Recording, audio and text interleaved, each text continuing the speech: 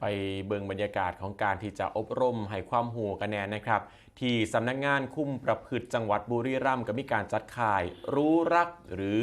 เส้นอันเลิฟนะครับเพื่อพัฒนาพฤตินิสัยผู้ถูกคุมความประพฤติในคดียาเสพติดครับ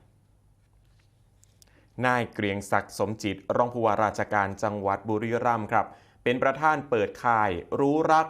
หรือเส้นแอนเลิฟนะครับที่ค่ายสมเด็จเจ้าพระยามหากษัตริย์ศึกจังหวัดบุรีรัมย์ซึ่งจัดขึ้นระหว่างวันที่ 20 กรกฎาคมไปจนหอด 3 สิงหาคม 2569 รวมระยะเวลา 15 มือเพื่อพัฒนาพฤตินิสัยฟื้นฟูปรับเปลี่ยนพฤติกรรมผู้ถูกคุมประพฤติของผู้กระทำความผิดเกี่ยวกับยาเสพติดให้โทษ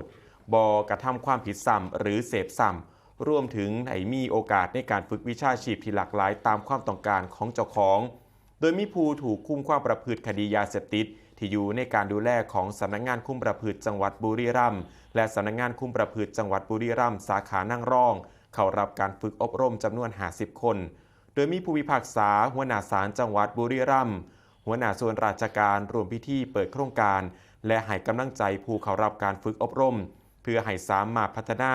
ทั้งทางด้านสภาพร่างกายจิตใจสังคม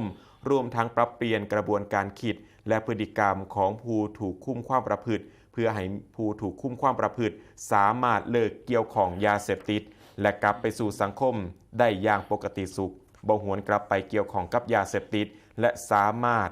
ปฏิบัติตามเงื่อนไขการคุมความประพฤติและพ้นการคุมความประพฤติไปอย่างโดยดีครับ